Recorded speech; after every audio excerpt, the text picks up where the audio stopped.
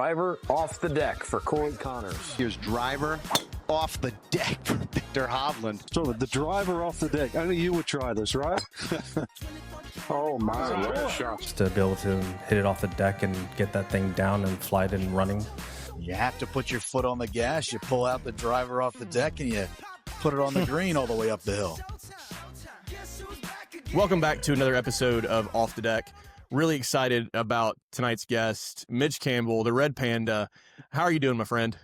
I'm good, Josh. Honor and a pleasure to be here, my friend. I figured I had to throw the Red Panda on there because obviously coming off Endeavor weekend, feel like a lot of new folks were introduced to the Red Panda, so figured no better chance to do it than on here and introduce myself to the world. So thanks for having me, man.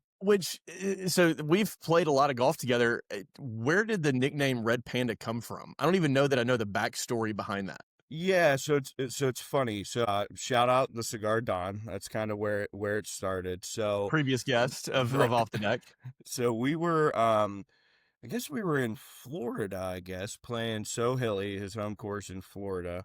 And we were playing with Chuck, shout out to Golf Bench, Colin Stubblefield. I don't know if you ever met Colin, but so Ryan and Chuck were calling themselves the Bears when they were in Bandon.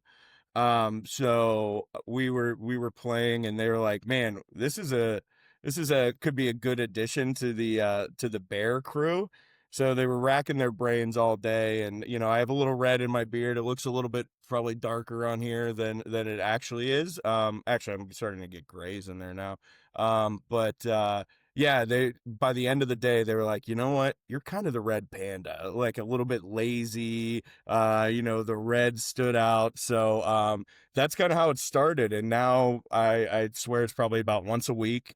Somebody from that group when we played So Hilly will send me some sort of Red Panda video on Instagram of them laying on ice or sleeping in a tree or something like that. So now the Red Panda just kind of stuck, and I love it. To the point where I had a friend make a logo. Now I will say, started an Instagram account, and I was like, oh, I'm gonna do merch, do all this. I haven't really gotten that far yet, but maybe stay tuned. There could be some Red Panda gear floating around in the wild here sooner rather than later.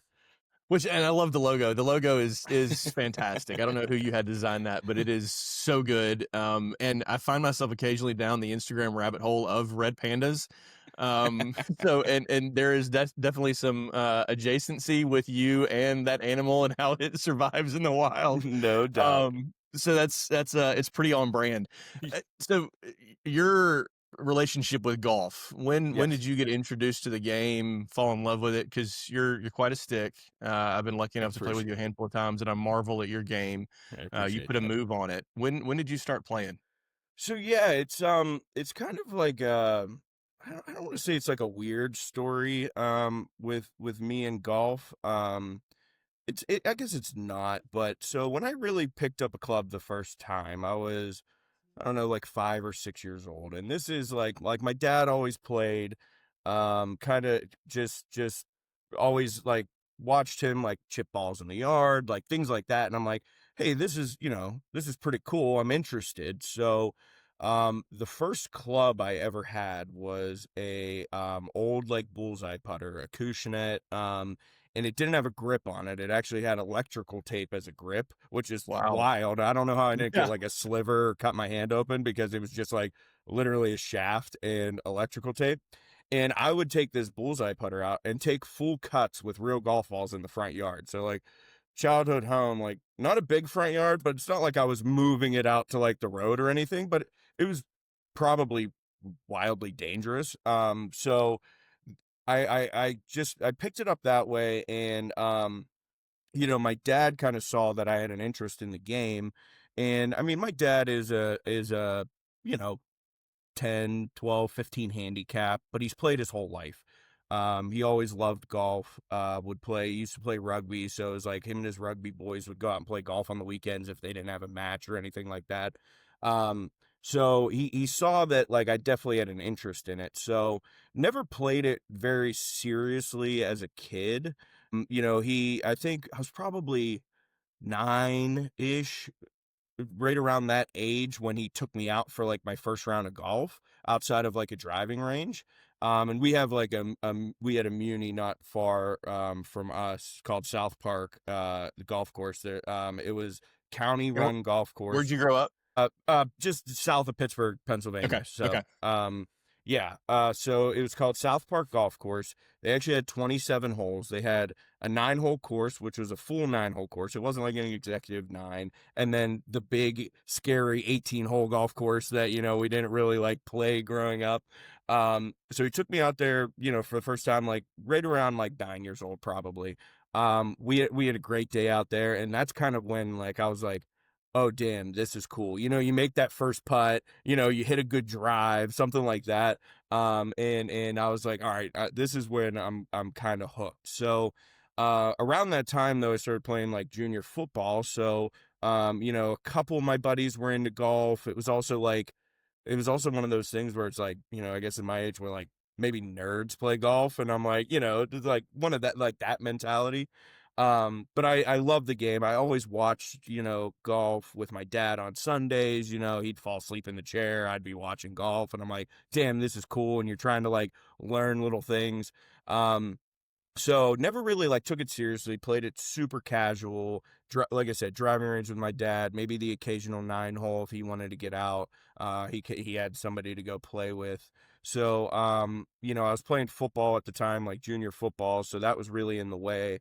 And then when it got to like, you get to 8th grade and it's like my dad, I actually remember the conversation vividly. And it was, hey man, like you have a decision to make. Like, it's like, you can go to high school, play football, play with all your boys, do whatever. But like, you also love golf. So like, easier on the body. You'll play this literally the rest of your life. Right. What do you want to do? And I'm like, you know what? Candidly, I wasn't a great football player. I was a lineman. I was there. I was getting my ass kicked, in the trenches. So it wasn't like, I wasn't like a star wide receiver. I mean, look at me. I wasn't like, out there catching touchdowns. So it wasn't glamorous by any means. So I was like, you know what?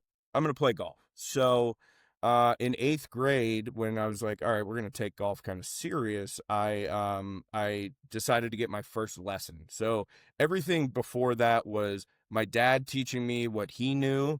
He put at a fairly like young age, the 5 fundamentals of Ben Hogan, that book, in my hand and was like, hey, read this, learn how to grip a club, learn how to set up, that kind of thing. So, I mean, I still use the Hogan grip. He was an overlapper. I'm an interlocker. I got small hands, so I'm an interlocker. But that's just kind of where I learned the basics of the game.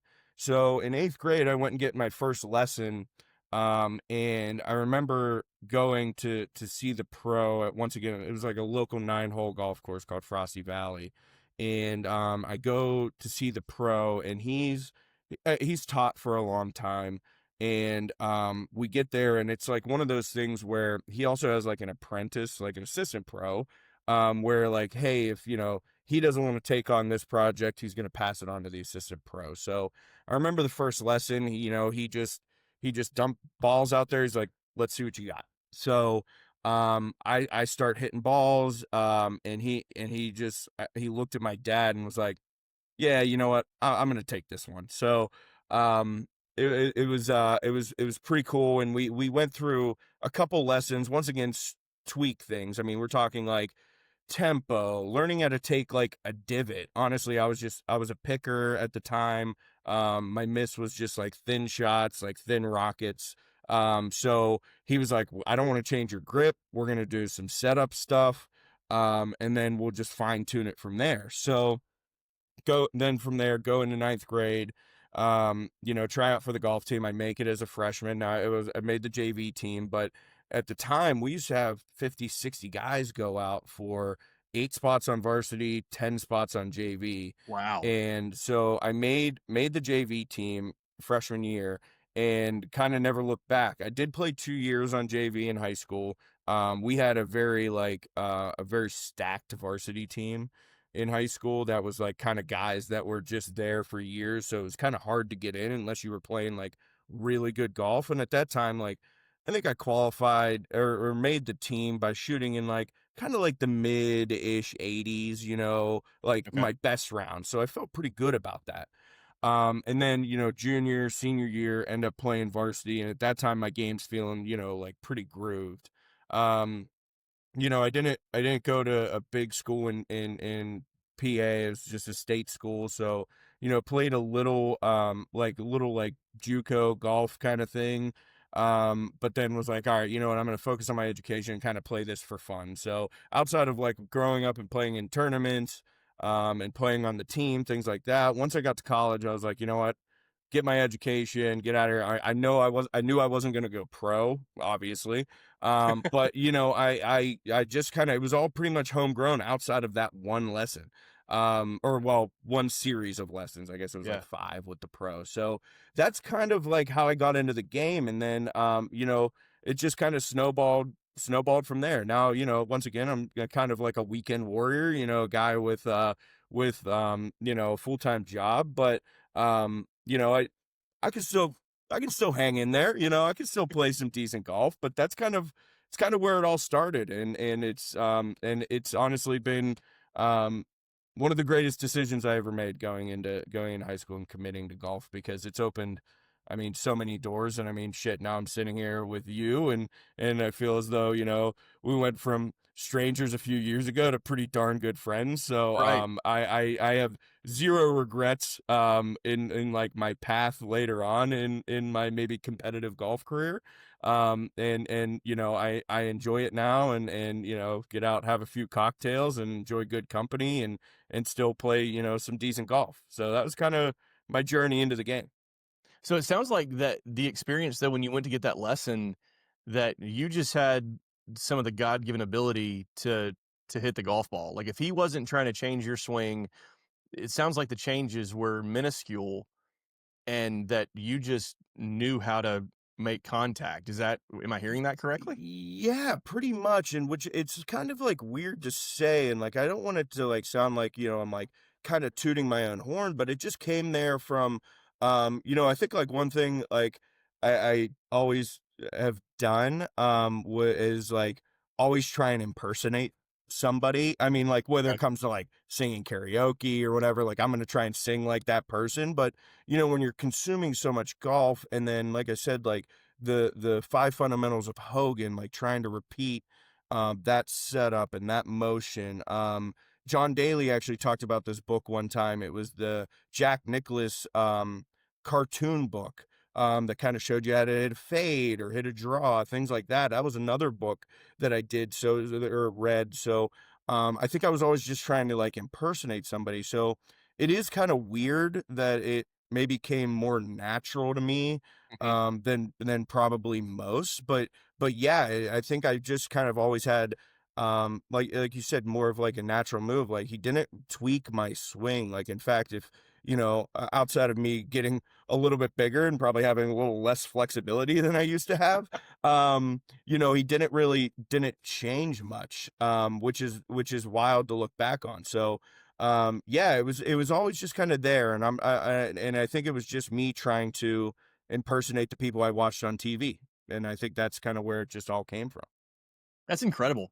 So, and then fast forward, now you are the marketing manager of Dick's Sporting Goods Golf, Yeah. which I'm fortunate enough to be on a group text with you where you share some of the images and what your day to day is like. Yeah. What were you doing before that? And how did you react when you got the phone call that you were being offered that job? Yeah, so it's pretty wild. I kind of have a weird kind of run with Dick's Sporting Goods, and they've treated me great throughout the years. So when I was actually in college, had a part-time job working at one of the local stores. So I started in the golf department, being a just golf associate. Once again, it's perfect storm. I get to be in golf, kind of talk golf with customers, get people in the simulator, that kind of thing. And, it kind of snowballed from there. So I got like a club tech position after that.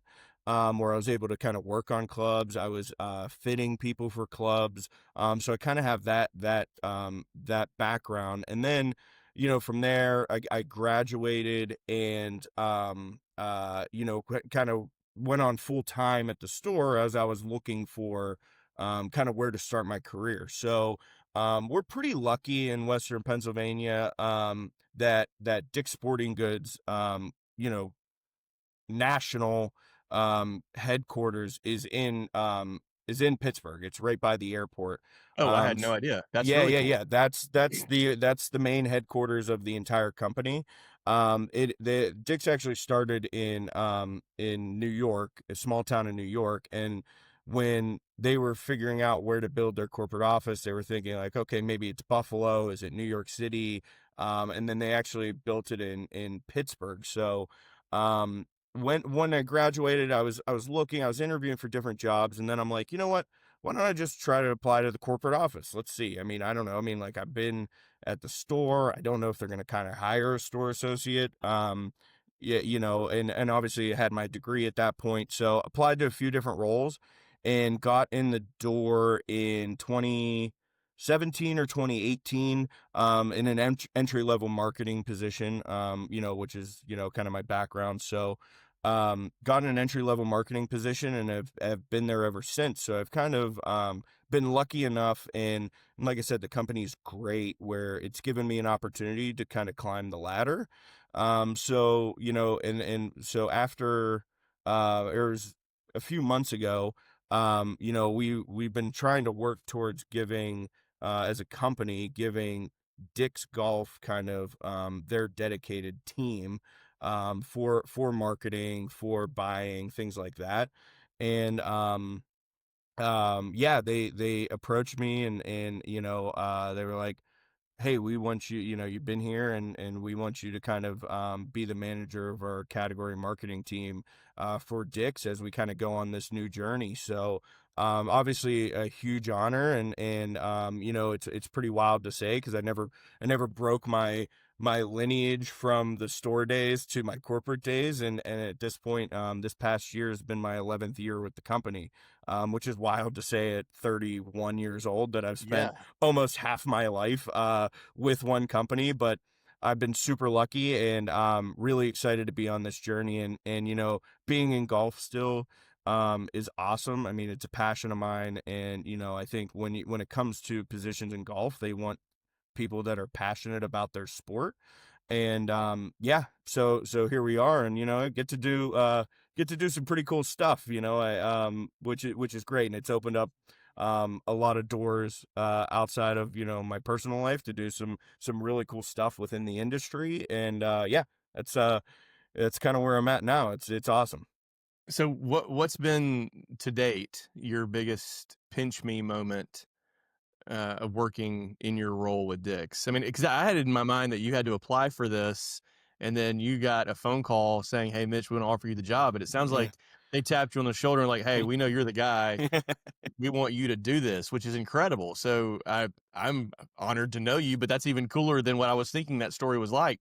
But I've seen photo shoots, and there's obviously I want to dive in at some point and hear about all of the things going on with Max Fly. Yeah. But what's been your pinch me of like, oh my gosh, this is real. I'm standing here doing this. I think that moment was probably last year, when I was still a planner for the golf equipment side of things. So obviously covering Golf Galaxy, which is under the Dick's Sporting Goods umbrella, and then for Dick's, when we were kind of doing it as a combined team. It was probably, I guess it was probably last year. Um, we were able to go to super shoot for Ping, where they kind of have their athletes, they're filming. This was last year, so not giving away any proprietary information here. But they I got the nod to go to Oklahoma, as they were doing their shoot with Victor Hovland and Sahith Thagala. So we were lucky enough to get about, I don't know, like 30 minutes a piece with these guys. And we were filming some social content for our handle, just like a new, like, kind of like tour series, like um question and answer kind of thing, something fun with them to loosen them up. Yeah. But then also got to just stand on the range, being mic'd up with both of those guys individually and kind of standing at their tour staff bag and watching them stripe drive after drive down the range, and just kind of asking them, just really ham and egging with them, like asking them, what shot do you prefer to hit, like in this situation, or how does the new driver feel, or what's your favorite club in the bag, and just honestly sitting there for 20 minutes with these guys, and watching them literally kind of like inside the ropes access, and just watching how good these guys are, and sitting there and being lucky enough to shoot the shit with two pretty famous golfers, where you just don't get that access all the time. So I think that was one that definitely stands out, and super lucky to be able to do it, and I hope there's more opportunities in the future. But yeah, I think that was probably one that really stands out, like, wow, holy shit, this job is giving me the opportunity to do this. Right. I'm on the clock, and I'm right. watching these guys Exactly. just put on a show of hitting golf balls. So I don't know the backstory behind it, and I don't know what happened to Max Fly and why they kind of fell off of the proverbial golf map. But if I understand correctly, does Dick's now owns Max Fly? Is that correct? Correct. Yeah. So, I think it was, I don't know exactly when they, I can't remember exactly when they acquired the name, but obviously MaxFly, huge name Yeah. in the golf industry for a long time. Forever. I think really, you look back and you see all the guys in their rope hats or high crown visors with MaxFly across it, whether it was, I don't know, like Tom Kite, like I think of like John Daly, for instance. I mean, and that was probably more recent, like think about early 2000s with his MaxFly fire hat on and things like that. After I think he got his maybe ass beat by his wife or something like that. But anyway, he was a MaxFly guy for the longest time. And I guess at that point they I think they just kind of like dissolved maybe as a company, and that's kind of when Dick's acquired the name MaxFly, and over the years didn't really do much with it, but like over the if you look at it like over the last, I mean, at this point when you think of 3-4 years, it's blown up. The main focus really was bringing back a tour level golf ball, which they developed, and then all the way into the new iteration of the golf ball, which just came out. Well, the new version of it, I guess, just came out maybe last year, and it's just kind of snowballed from there. I think it's gained a lot of traction in certain circles, like, oh, I'm gonna, MaxFly's kind of got a good ball, and then this new ball really kind of put the brand back on the map, and it's now one of our in-house brands at Dick's, which is phenomenal, to the point where now it has tour presence. And I don't know if you've seen too, we this past year, beginning towards April, May, we launched 2 models of forged irons, XC2 and XC3, so like a player's distance iron and like a game improvement iron, with the MaxFly branding on it, and 100% forged, which is amazing, and I'm hoping hoping to see that continue to grow. But I know the irons have been well received, but the golf ball continues to be a talking point. Like if you follow My Golf Spy, whoever, but they're always rating the golf ball highly, and it competes with the best of the best golf balls, your Pro V1s of the world and things like that. So it's definitely found its place, within the entire golf ball space, which is, obviously flooded with a lot of different brands and a lot of great golf balls. So I always recommend, hey, people are always like, oh, you're playing a MaxFly. I'm like, give it a try though, and then let me know what I am. Right. Yeah, I am. And what's kind of great about it too is not not many people play it. So like if I show up with a max fly, like I never have to put Sharpie on it. I'm like, oh, I'm playing the max fly. Don't worry. It's like, Yeah, and they're like, oh, okay, man. Yeah, cool. And then, if I hit it past them, they're like, well, let me see that golf ball. Let's see what Right. this is all about. And then this year, obviously Ben Griffin, what a story he has been. And, able to kind of get him on the Max Fly staff, with our brand team was able to kind of work that all out. And he had a hell of a season. I mean, 2 wins, can't argue with that. Made the Ryder Cup team, played decent in the Ryder Cup. I would like to see him get maybe a few more chances, but he locked up that point in singles on a pretty exciting Sunday. So now it's kind of given that tour validation to a golf ball that a lot of people have talked about, but maybe not have given, they haven't given it a try. So, Right. it's a pretty wild story. And, once again, I mean, shameless plug for, my company. If you haven't tried, the Maxfly golf ball yet, I highly recommend it. I play the Tour How- X. There's 3 different models. So, Okay. and very, very similar to like maybe like a structure of a Pro V1, you know what I mean? Like you have the Tour X, the Tour, and then there's a Tour S, which maybe closely aligns with, say, like an AVX style golf ball from Okay. Titleist. How does the price point compare? Price point's unbelievable. So, obviously it's kind of nice, I guess, as a company to have control over the pricing of it. But we're always running deals, and I think base price is $39.99 for a dozen, which I Okay. mean at this point is $10, maybe $15 Cheaper, yeah. cheaper than most of the tour golf balls that are out there. But like if you go into a Dick's or Golf Galaxy, you're gonna see them 2 for 70. We also run this great promo box. It's 4 dozen for like $120. So Oh, wow. the price point is pretty spectacular for the quality you're getting. So, and is that a ball? Are you all building? You know what I mean? What's the word I'm looking for? It's escaping me at the moment.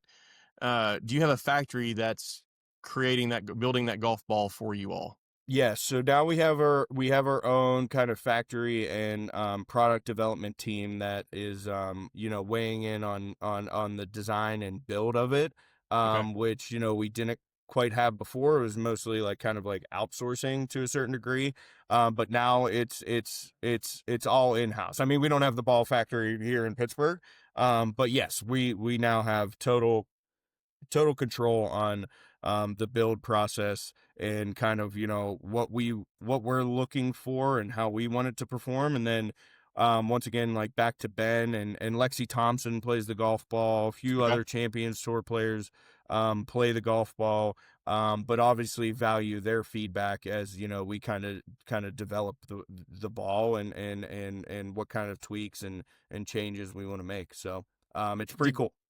Did Ben seek you guys out, or did y'all go to Ben?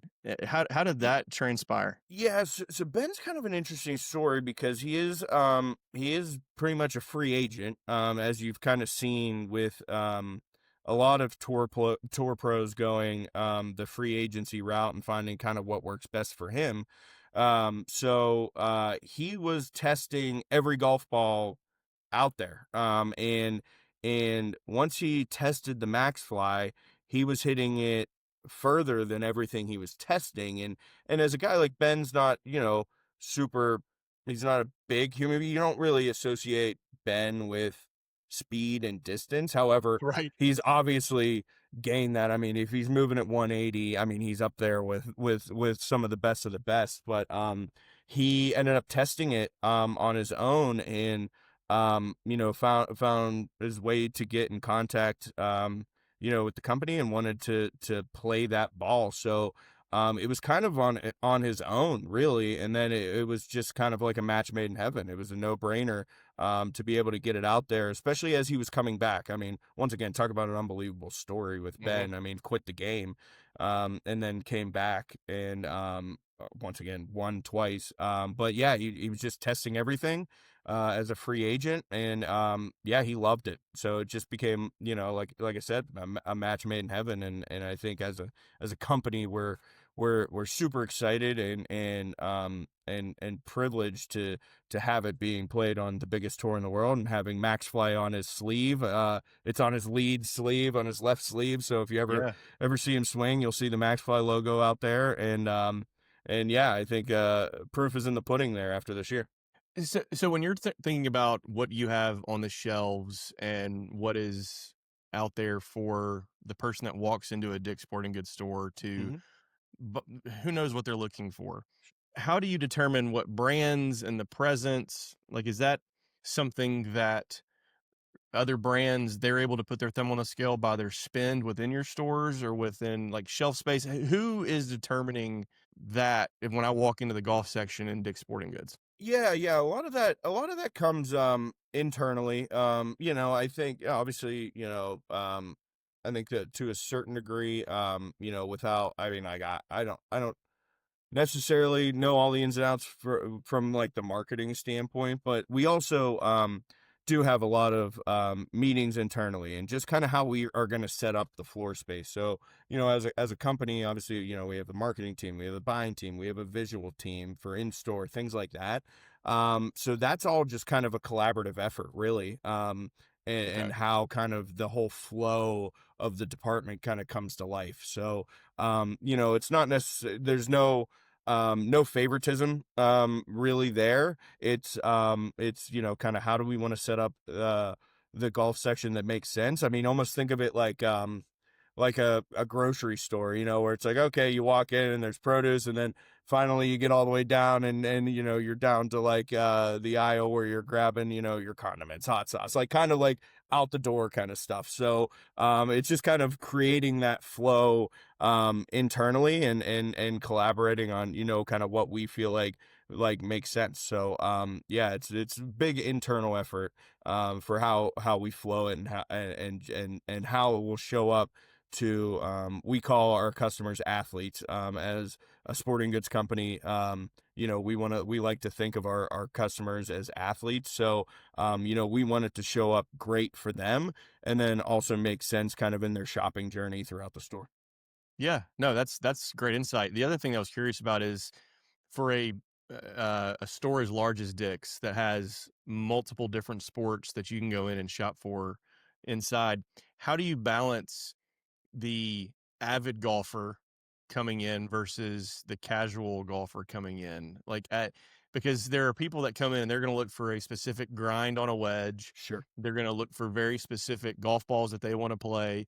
How do you balance that out? Or is there thought given into that? Or is it, hey, we know these products are going to sell regardless of if it's the avid or casual golfer? Yeah. We want to try and generate the most revenue. What does that look like? Yeah, it's a great question, and I think I think we're still um kind of trying to figure out how to best target those customers, because we do, like, to your point, I mean, there are the avid golfers, there are the more casual kind of weekend warrior golfers, but that really comes down to our teammates and the experience that they bring to our athletes kind of walking in the store. So we want to build a culture where we kind of treat everybody who walks into the golf department as somebody who plays 100 rounds a year, things like that. Like, we want them to feel like we can cater to them, obviously to the best of our ability. And selfishly, I feel as though,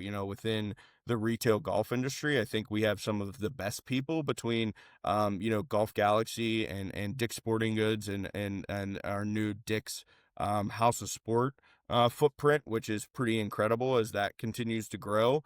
But we want to treat everybody like they are the best golfer, and then we want to, and then maybe if they're not, or there's an intimidation factor there of like, oh, I'm not very good, I don't feel like I need to get fitted, There or can some. be. If you walk into that, like some of those areas where there's 30 or 40 different drivers, Yeah. yeah, it can be overwhelming. It is, and I think there's still that like I said, that intimidation factor out there. Like, but we want to always approach the customer and obviously ask kind of what they're looking for, why are they in today, and then make it a welcome experience to get them into a bay and try everything under the sun. We're not going to be never going to be restrictive about bay usage or anything like that. Like, hey, let's get in, let's try everything, and let's find the right thing for your game. I think that's like our biggest thing. We want to make sure that we are making somebody better at the game as best we can. Obviously there's still, hey, yeah, maybe somebody needs a lesson or something like that, but we're going to do everything in our power to make sure that we find the right thing for them, and want them to go out and enjoy the game more, because once again, I mean, I think this goes for really any retail business. It's like, once you get them in something they like or can perform with, they're going to want to come back for more. And so it's building that relationship and making sure that we're bettering their game as best we can. So want to make it a welcoming environment for every golfer, regardless of skill level. Yeah, no, that's fantastic. So you and I've been able to play a handful of times together. Yeah. I still don't know that I know the reason or the backstory, and so I want to know. You are a huge, huge fan of the Alabama Crimson Tide, much to my dismay, and there's some sadness there as well, because of course I went to Auburn. What is your story with the Tide and your connection there? Yeah, so I know it always sounds weird, and I get shit from people all the time. They're like, "Oh, you're a bandwagon. Of course you like Alabama, blah blah blah." All Well, that. you live in Pittsburgh, Right? Yeah, I live in Pittsburgh. So the Alabama connection came about. Well, one, my dad used to live there for a while.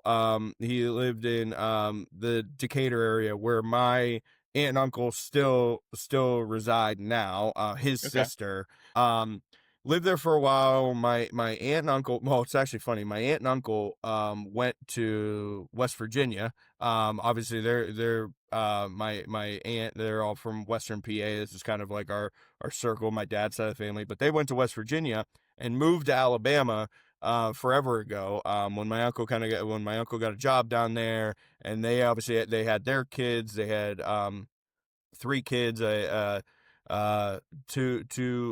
three cousins for me, my cousin Megan, and then Matt and Michael, and they all ended up going to the University of Alabama. So they're older than me. I mean, 10, 12, 15 years older than me.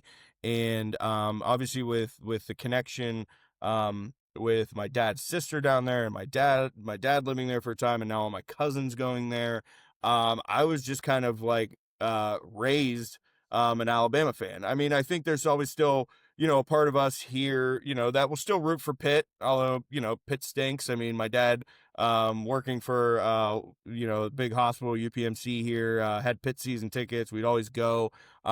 Our primary focus was, Alabama football.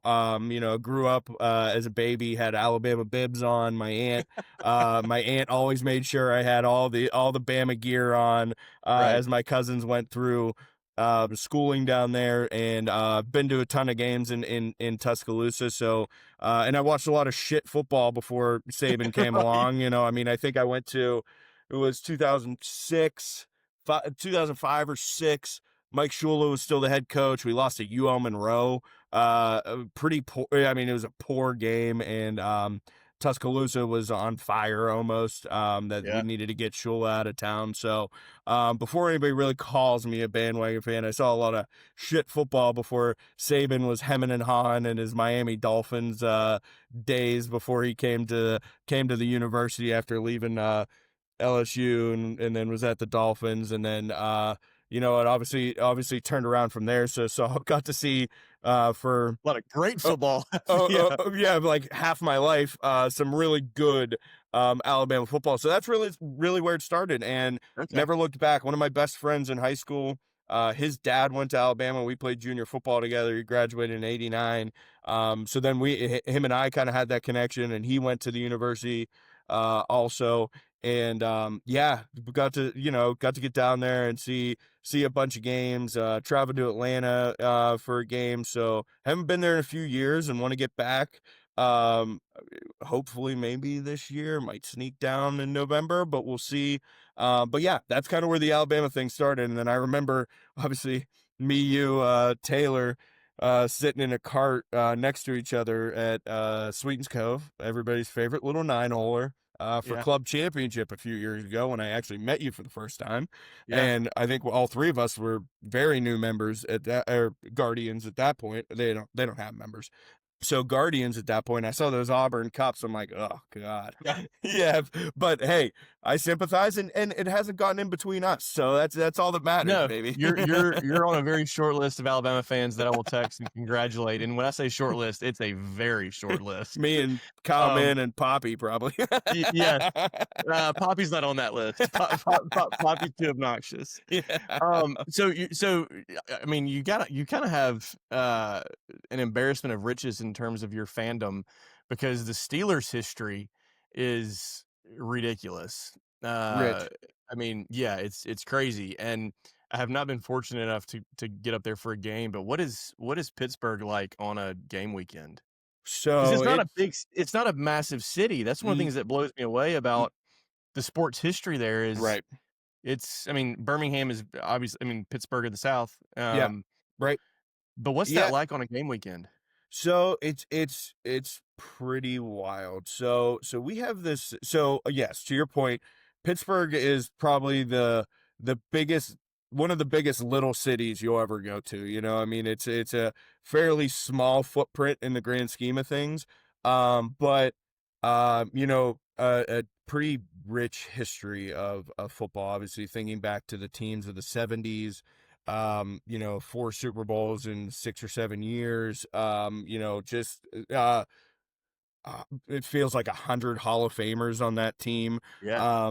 Yeah, you know, so on game days on Sundays, it's wild. It's something that you never you don't really know, you don't really understand it probably until you experience it. But just to give you a little like sneak preview and maybe like what a Sunday is like in Pittsburgh on a Steelers Sunday. Yes, please. One of the best examples that I can provide is when you go to church on Sunday, you will see 4 or 5 Steeler jerseys in the church pews.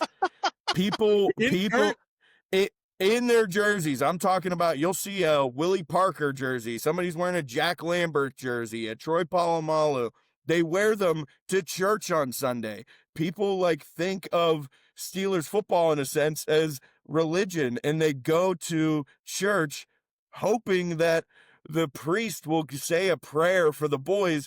And that's the other thing. The priest does. And if it's going to run close to game time, the priest wraps that shit up. You are home before kickoff. That is how it is. That is Pittsburgh Steeler football on a Sunday. And then you go down to the North Shore and 1:00 game. Obviously, East Coast time, we're 1:00. I know it's I guess noon for you for 1:00 games, right? Yep. So 1:00 games here in Pittsburgh. The lots are open at 8, 9 o'clock, and people are starting. It is flooded with black and gold. You know, the stadium sells out every Sunday that they're here. Whether it's 1:00, 4:25, or 8:30. The place is rocking until the wee hours of the morning. Really, 1:00 game, people will still party until the end of the night. So like, you know, 1:00 yeah, I mean it is kind of like a religion here in Western Pennsylvania. And then if you look at away games, Steelers fans travel. You see those towels everywhere. You see the terrible towels. The sea of terrible towels is it's something like you never see from traveling fans. And there's so many displaced Steeler fans still. Obviously, people leave this small little corner of Pennsylvania and go elsewhere for work or whatever. But Man, it's something like you'll never see. I mean, the stadium's on what we call the North Shore. It sounds more glamorous than it maybe is. As you know, we have three rivers, the Allegheny, Monongahela into the Ohio River. So it's called the North Shore. It's not very glamorous. I mean, it's a brown river, down in Pittsburgh. But unbelievable bar scene, ton of parking lots, and it's truly something like you never seen. But I mean, and honestly, I could probably draw parallels to what you've seen at Auburn and how those game days are on Saturday, or Tuscaloosa or something like that. It is just everybody chomping at the bit to watch football. And it's like it's borderline a religion up here. I don't want to disparage anybody's religion, but Right. it's like we're a bunch of Roman Catholics, and then it's like, well, but then it's like Steelers are also kind of a part of that. You know what I mean? So it's wild. And it's incredible. And truthfully, to like you said earlier, I mean, a pretty rich history of sports in Pittsburgh. And I've been super lucky to see the Penguins win 3 Stanley Cups in my life. Steelers win 2 Super Bowls. Pirates obviously suck, which is unfortunate. And probably will never be good until Bob Hey, you have Nutting Paul sells. Skeens. You have Paul Skeens. For now, until he's a Yankee or a Dodger in 3 or 4 years, Right. That's when we don't pay him. So yeah, I mean, I've been super lucky as a Pittsburgh fan. I understand that there's a lot of fans of pro teams that never get a chance to see their teams win it, and yeah, I've been pretty lucky, and it's a pretty, for how small the town is, we've had some unbelievable players and Hall of Famers we've got to watch from like I said, obviously Mario Lemieux in hockey, Jaromir Jagr, Crosby, Malkin, and then your Big Bens, your Troy Polamalu's, like everybody that has been a part of all those teams has been a privilege, and it is a pretty cool sports town. So would love to have you up. We need to get you here for a game. I know a lot of people are talking that they need to get here for a game, and would love to have you guys to experience it, as long as you're wearing black and gold. Oh, Not yeah. that I Well, not and I don't less. talk. Yeah, I don't talk shit on anybody. Like, if I see opposing fans there, I'm more of the one where I'm gonna hand You're them a an lover. I'm gonna hand them an icy light, and An hey, icy light. let An icy light. everybody's favorite beer. I'm like, let's enjoy this game. I mean, Yeah. obviously there's the 1% that are dicks, and you're just gonna find that Right. with every fan base. But no, and honestly, I want you to wear black and gold, but you can wear whatever you want. We're not, No, I'll we're wear in black and gold. Auburn jersey. I don't care. So when I made a trip to Pittsburgh a few years ago, I was told I had to go to Permane Brothers. Are you in or out on Permane Brothers? I'm in, and I know Okay. I feel like it seems cliche to say, but I've always loved Permanis. I remember like the first time I had a Permane sandwich, kind of blew my mind. I mean, like, as kind of a portly little kid, I'm like, wait, you're telling me I can have fries on the sandwich? So for the listeners, describe what this sandwich looks like. That's a good call. So the origin story behind Permanis was the steel workers and iron workers wanted they essentially wanted an entire meal to go. So they would Okay. go to Permanis, and there was never, they were like, well, I don't want like fries on the side. Like, I need it in one spot. I need to like kind of one hand, although the sandwiches are pretty big. So it's like, but I want to like one hand this. So it's essentially an entire meal on 2 pieces of French bread. So great loaf of French bread, thick cut pieces of bread, okay? And then it's whatever meat essentially you want. So there's a funny story about Permanis I'll tell you after, if you ever look at their menu. But whatever meat you want. I mean, we're talking like lunch meat, whatever you want, like capicola, you want ham, you want corned beef, whatever the case may be. Their number 2 bestseller is it's called the Pittsburgher, which is essentially like Salisbury steak, and then it's coleslaw, homemade coleslaw on it, and then tomato. and then a big handful of fresh cut fries and capped off. No condiments. You could do, if you wanted to do ketchup on it, hot sauce, whatever you want to do. But that's the permane sandwich. So it started with the steelworkers just wanting it all in one. I don't want a side of fries. Just put it Yeah. all on one, and I'm going to That's get awesome. moving, in the paper. And then, going to get moving back, to their, after their lunch break, back to their shift. So that is the permane sandwich. And when I said earlier, the Pittsburgher, it's called the Pittsburgher, is the #2 bestseller. So any menu you see in Permane's, it always says it's the #2 bestseller. And then you look up there, you're like, well, I don't see the #1 bestseller. What is it? And the #1 bestseller is beer. Oh. It's not a sandwich, it's beer. And then the #2 is the sandwich. The sandwich. No, so when I went, I sat down at the bar and I looked at the bartender and he was like, "Hey, welcome in." I was like, and of course he was like, "You're not from here." As soon as I opened my mouth, and he was like, "Well, what can I get for you?" I was like, "Well, I want a beer for sure." Yes. And then I was Icy like, "I've Light. heard about this place." Yeah, I probably had an icy light. I was like, "I've heard about this place forever. You just order for me. Don't just when you bring it to me, tell me what it is." And it was incredible. I mean, I It think I is. only ate. I don't think I ate more than half of it, just because it is a massive sandwich. But that backstory is really cool. That it was the steelworkers, and it makes complete sense. They didn't want to Yeah. have to deal with multiple vessels of Right. food. Just put it all in one and let the bread kind of hold everything in place, and you're off and running. Yep, That's 100%. that's really, really cool. Yeah, Um, it's awesome, but it's a serious sandwich. I mean, I've definitely put down quite a few in my day, and still, still will. I have no shame. But yeah, it's a serious sandwich if you've never had one before. So I got a couple quick questions, and Yeah. we'll get you out of here. And I'm adding a question based on something you said earlier Okay. tonight. What is your go-to karaoke song? Wow, that's a great question. So I will say, I think the last time I did karaoke was at a sleazy dive bar, and I was 2 sheets to the wind and probably shouldn't have been up there to sing karaoke, but I did 1 week by the Bare Naked Ladies, which always Okay. tends to blow somebody's mind if you can get through the fast singing. Yep. But I'm a Billy Joel fan at heart, and You May Be Right's always a good one. Walking in Memphis always kind of tickles me a little bit, but it's got to be the right crowd for it. You May Be Right's a good rocking one to get everybody kind of Yeah, going. So for if I sure. really had to pick, it's probably You May Be Right by Billy Joel. Okay. Which you're more than just a Billy Joel fan. If Mm. anyone follows you on social media, they will know you're not just a fan of Billy Joel. No, and it started with my dad. So like he was always a Billy Joel guy.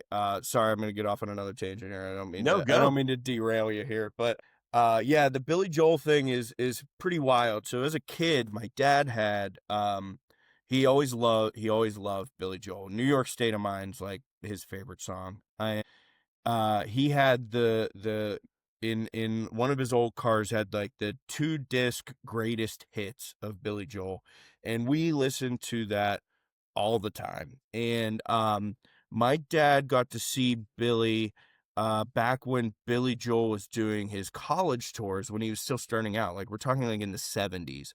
Got to Whoa. see Billy Joel. So, and then he didn't see him since the 70s. And then in 2019, um I uh I surprised them with my mom and dad surprised them with tickets to Madison Square Garden to go to his residency at MSG. And I never saw Billy Joel in concert, and I was like, felt at the time, I'm like, probably running out of time. He's doing this residency. How Yeah. cool would it be to go to MSG, spend a weekend in New York? And before New York is what it is today, but that's for another day. So we were able to go and see him. So my dad didn't see him in the 70s. My mom never got to see him in person. And then we went to MSG and got to do it together, which was incredible. Like, I almost had like an out of body experience. First of all, you're in probably the most famous arena in the Right. world, and then got to see Billy Joel, who some consider like the king of New York. Yeah. So that was super cool, like almost like a full circle moment. And then, like I said, he didn't see him since the 70s, and then we got to kind of do it together. I got to do it with the guy who introduced me to, who is probably my favorite artist of all time. So, it was pretty badass, and I think, we still kind of talk about how cool that experience was. I have chills. That is very, very cool, and good on you as the son to surprise them with that. Like, I'm sure their reaction was just through the roof. They were like, "What? Wait, are you sure?" I'm like, "Oh yeah, we're Yeah. going." And then now I've been lucky enough to see Billy a few times since then. So like he came to Pittsburgh and did PNC Park again, which obviously probably the most beautiful ballpark in the country. It's a shame the team's so shit. But then I flew to A drive by right there. yeah, on the- right, on yeah, the- exactly. Yeah, I just sorry I had to. Then I saw him again in Columbus, and he actually did a show with Stevie Nicks. And then did I see him? No, I think I've been lucky enough. Never thought I'd see him once, and been lucky enough to see him 3 times in person, and still pretty much find a way to listen to him almost every day. That's so good. That's so good. Okay, what is it's new to you course Okay. that you've played in 2025? It's tough. So this year, as you've definitely probably seen on my social, I was able to knock off some heavy hitters. Obviously I will always say that the Cove is top of the list, but I know it's not new to me. But this year had the privilege to do a trip to Bandon. So played everything at Bandon except for shorties. Didn't get a chance to play shorties, but played everything else there. But then also did Big Cedar Lodge, which, if you haven't been, Big Cedar Lodge is an experience. The golf down there is phenomenal.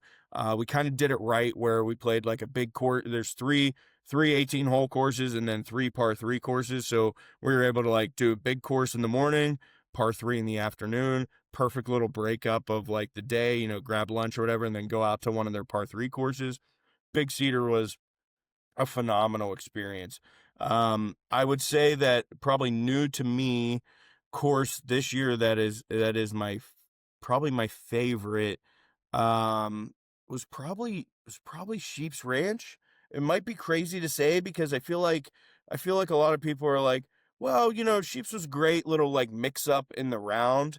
But I kind of had like, that's like one of those courses, especially during the trip, that was kind of like, when we played it was kind of like, oh, holy shit, this is Bandon Dunes, kind of, you were kind of out on the water a little bit, went all along the coast. So I think Sheep's is up there, and then that's probably like a 1A, and it's so hard to rank the Bandon courses. I don't know if I've ever Right. really found a true ranking. But then at Big Cedar, I thought Tiger's course was great. Paynes Valley was super cool. The views were spectacular. The golf was great. And once again, this is like, it's hard because I don't want to discount how good all of these golf courses are. But I Right. thought Paynes was phenomenal, too. But I would say that Sheep's kind of topped my list, I guess. I get, once again, you could ask me tomorrow, and I'll Might probably change. I'll rank the Bandon courses different. And I know you've been out there, and you probably, it's just hard to rank them. But Yeah. I think Sheep's in the like middle of the afternoon, long sunset along the coast. You're coming down like 17, and it's just like it was almost like biblical feeling, it kind of just like really started the trip. And at that point I already played Old Mac and Trails the first day, and Trails then is so good. Trails Trail- it's sneaky. It doesn't get any credit. It's so good. I know, and everybody loves Trails, and I think I'm jaded, and I want to play it again because I played like shit. So I want to play it again to really give it its full credit. But Trails has literally the best par 3s on the property. I thought they were the most incredible visual par 3s. Yeah. and the variety of par threes. I mean, you had one that's like 120 yards to 220, and it's like they were just so good. And I want to play trails again because I don't know. I was so mad at myself for how bad I was playing that I don't know that I appreciated it as much as I should have. Yeah. But Sheep's kind of like brought me back down to earth. Preserve in the morning, and then Sheep's in the afternoon as that sun's setting and you're kind of coming down the stretch. I thought it was phenomenal. So I'd probably put that at 1A, and then I'll put Pames at 1B. Well, so and I feel the same way about how your experience at Bandon Trails. I played terrible at Sheep Ranch, and I walked off there going, "Oh my gosh, that was the most incredible golf course, the most incredible experience. Want to play it again?" And I played horrible. Yeah. But yeah, it's if you haven't been to Bandon, get to Bandon. Yeah, I mean, I think that, that's you- beating a dead horse at this point. But yeah, I'm sure. Yeah, and I know you've talked about it a few times with different folks, but like, yeah, I couldn't emphasize that point more. That if you can and you have the means to do it because you will not regret it. And once again, I'm not probably like chomping at the bit to go back to Bandon. I want to, don't get me wrong, but I don't know that, like, to me, it's not like I don't need to do it every year, but you have to experience it one time because it is golf out there that you'll never play stateside. I mean, there's not a place like that. And I know everybody from No Laying Up to anybody you watch on YouTube who has played it, they say the same thing, but I couldn't emphasize the point more that, like, it is not golf you will play on a day-to-day basis stateside, and it's experience like no other. Like, and you know this, Josh, like, the people out there want to make sure that you're having the best time, and they make your time there that much better. it's Disney World for golfers. 100%. Couldn't agree more. What is your favorite club in the bag right now? It's tough. So, well, I have a new putter in the bag. I actually have it sitting right here. It's pretty funny because I actually putted pretty good with it at the Endeavor this past weekend, which I don't know if you wanted to get into that at all, but it's a Scotty Cameron studio style fastback, long design. I've been dabbling in the counterbalance world, and I actually got fitted for this, and I love it, and I actually like the 2 times I've used it so far. Have actually putted pretty decent. I don't know that it's my favorite. I will say a sneaky club that, because I'm starting to, I think, build out what might be like a sicko kind of bag setup, which it probably already is at this point. Because right now I'm going obviously driver. I have my TaylorMade QI35 that I'm playing, but I also injected, because I don't hit 3-wood a ton.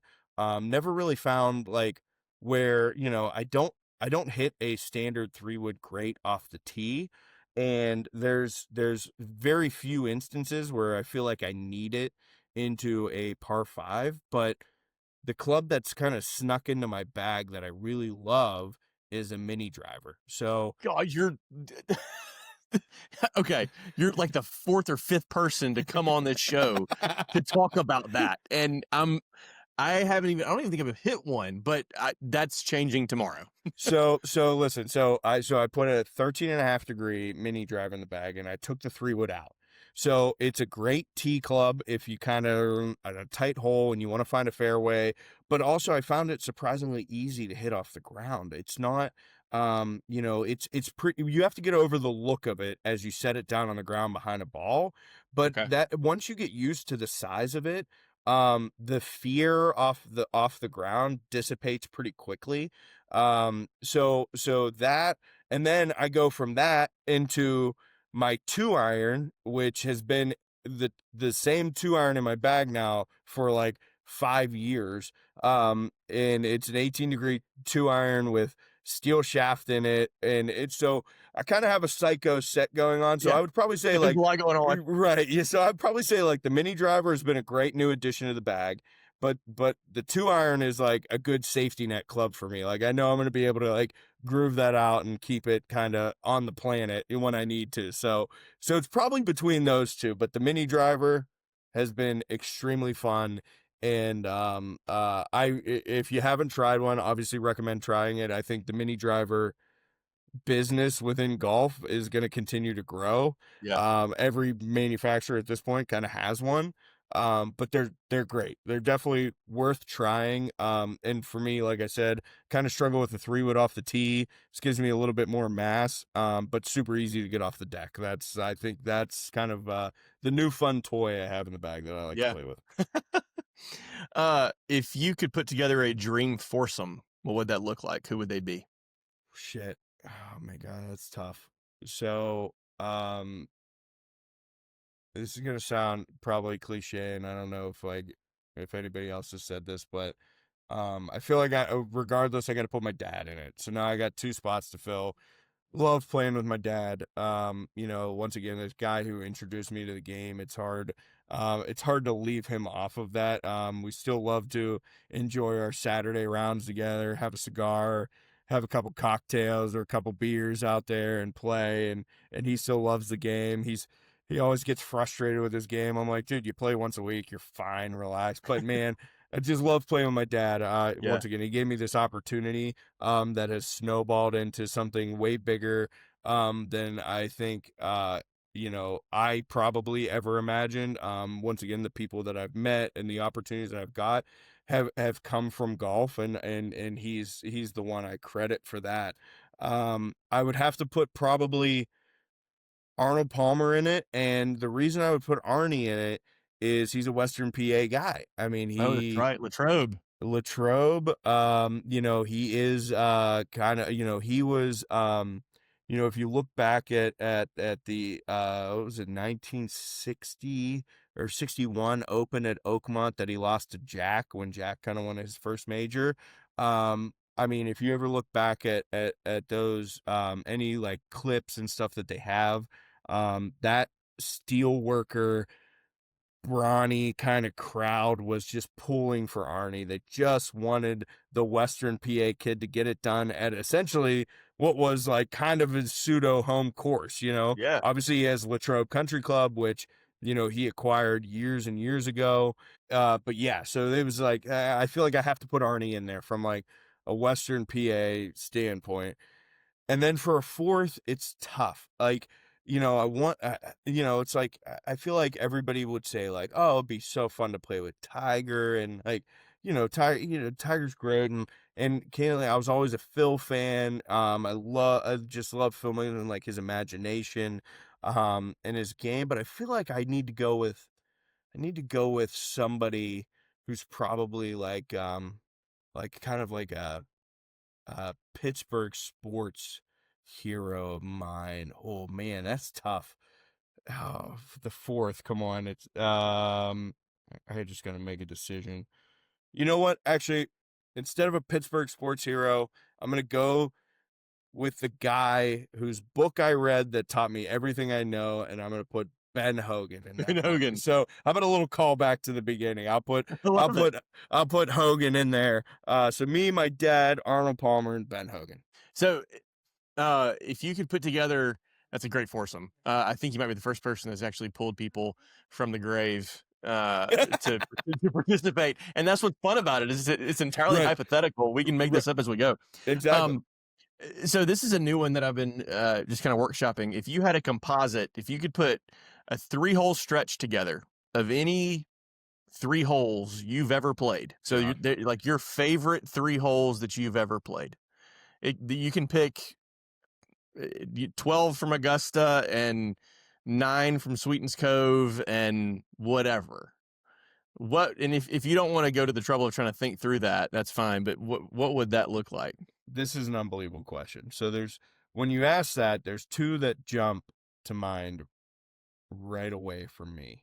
Okay. And that is number 5 at Sweetens Cove, which I will go to the grave saying this is number 5 at Sweetens Cove is my favorite hole I've ever played. And Same. I think it stems from the first time I ever played Sweetens Cove in 2020 Um, I looped the course the first time, and maybe didn't, maybe didn't. It was very overwhelming for me. So I will say I was playing in the Ringer. That was the first time, Zach Blair's Ringer. That was the first time I ever played Sweetens Cove, and it was that's a funny story. We could get into that because that's honestly how I probably it's literally how I know you at this point. Yeah. And a lot of the people that I play golf with. So I would say number 5. And so looped the course the first time. Unbelievable experience because Sweetens for me was a course that I never probably thought I would get a chance to play.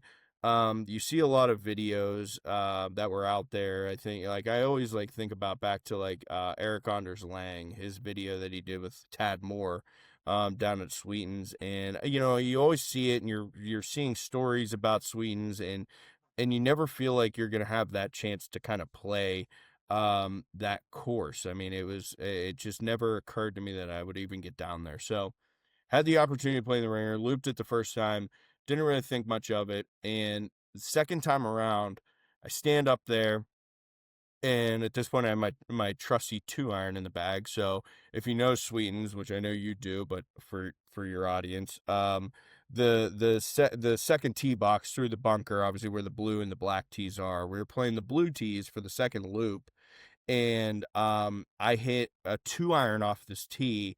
It was firm, fast. We're talking. It was in like late October, I think it was.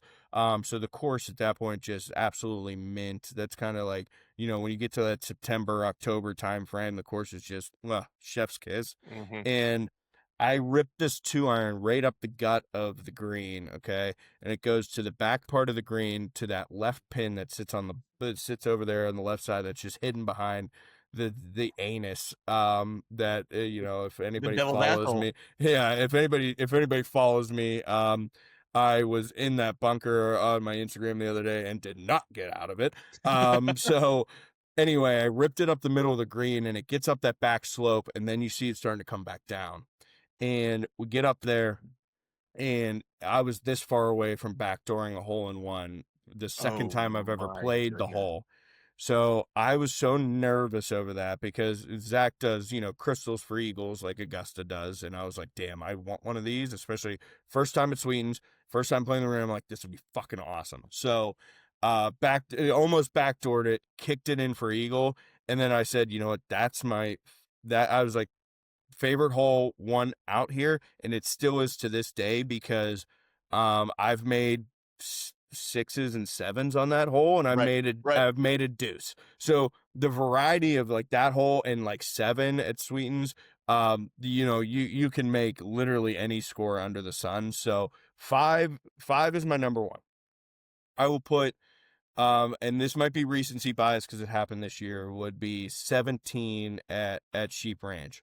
And I think it was just because the sun was setting. It has the crooked tree, when you're coming down the fairway, and right along the coast. And the sun was setting. You're on like literally the edge of the world. It seems like sun is setting. You're seeing all kind of like the dips and rolls in the fairway.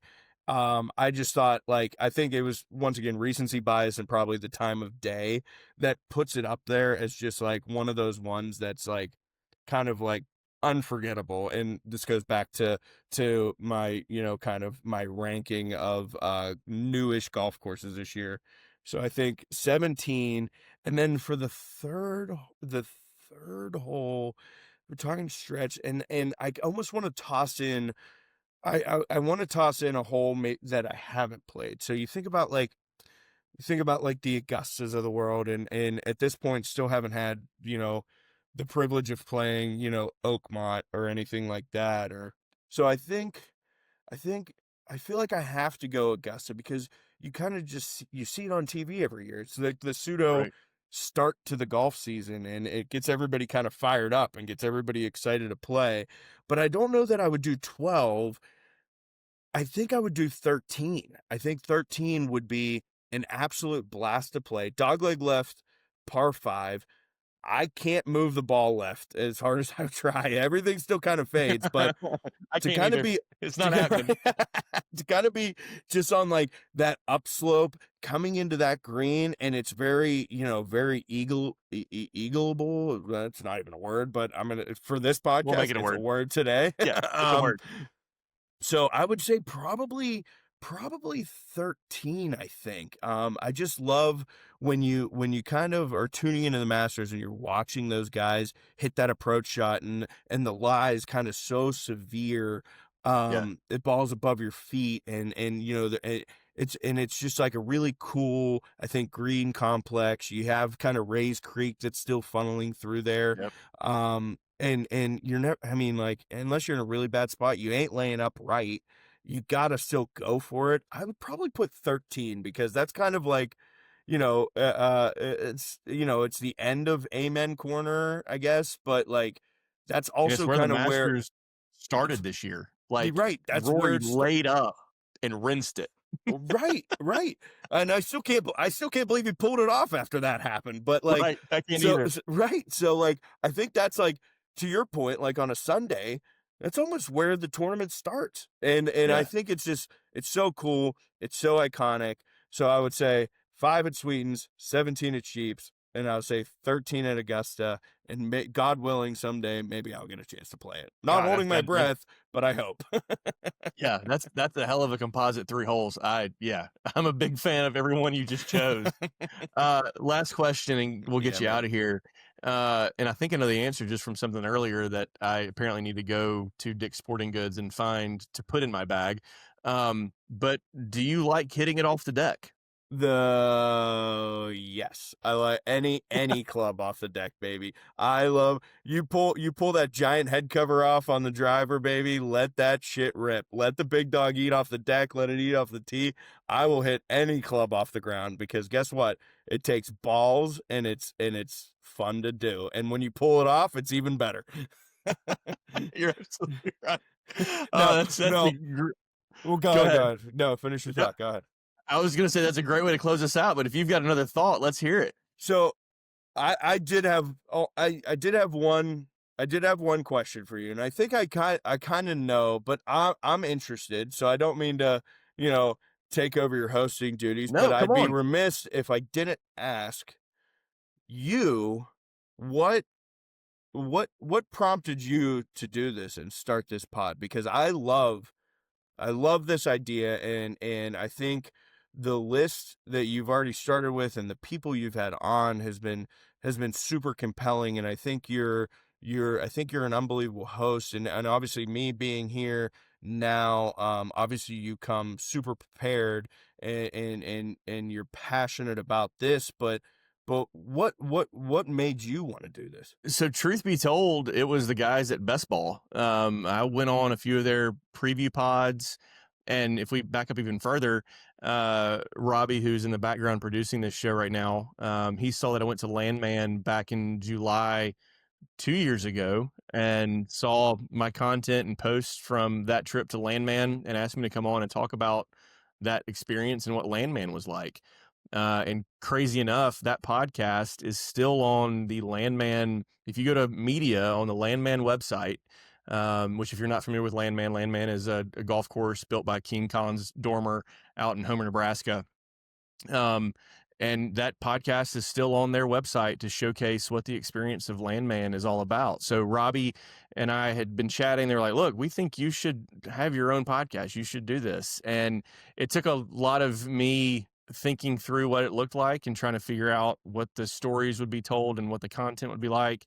And I love talking to people and hearing their stories, like hearing your story about how you learned to play the game and your dad handing you a club that was wrapped in electrical tape. Like that's the cool stuff. And I never wanted to do anything that was current events in golf. There's enough of that out there. Yeah. The people that are doing that right now are doing a fantastic job. But hearing your story of working with Dick's Sporting Goods and the fact that you're 31 years old, have been working with them for 11 years is crazy. And so wanted to showcase all the people that are golf adjacent and how the game has impacted them one way or another, or somebody that is working in the industry and hear those stories is kind of how it all came to be. So thank you though for the kind words. It's been a lot of fun. I'm learning along the way, but thank you for the compliments on the kind of host. So yeah, it's we're figuring it out as we go. I like to joke that this is a rudderless ship that I'm the captain of. I love it. So we don't know what an episode might turn into. But yeah, it's been a lot of fun. So thank you for that question. And I don't mind if you've heard the episode with Ryan Hardenbrook, the Cigar Don. He was happy to put me on the spot and ask me what my favorite courses were in 2025, which I butchered that because I left some off that I played. But no, it's been fun. So I appreciate that question. And if you have other questions you want to ask me, you're welcome to. I'm an open book. Well, why did you pick Auburn? No, I'm just kidding. You want to go down this road? No, Josh, I do. I think this is awesome, and truthfully, it's a privilege and an honor to call you a friend, and I think we have a pretty great rapport, and it's been amazing to hit it off with you, and now at this point, a couple years down the line, still be able to communicate on a daily basis, really, between the group chat or separate conversations. So seriously, man, I greatly appreciate you inviting me on this and wanting to talk to me and put me out to your audience, and I seriously I appreciate you as a friend and a human being, and I can't wait to see what July looks like next year, but also what's still to come in the future, man. So seriously, thank you. This was a blast. Hope I didn't disappoint too much. Probably, I think first podcast I've ever been on. So I really I do. I appreciate it, and I appreciate you, my friend. Thank you. That I'm kind of at a loss for words. That's very kind of you, Mitch. No, you were tremendous. You fantastic stories and everything. So yeah, I'm excited for July. For the listeners, we're all going back to Landman in July of 2026. Cannot wait. We're taking 17 people. We have all 4 cabins. I'm sure there will be content that comes from that. So it'll be a content machine, my friend. Indeed. Mitch, thank you. Absolutely. Thank you so much for your time tonight. For Mitch Campbell, the Red Panda, I am Josh Decker. This has been another episode of Off the Deck.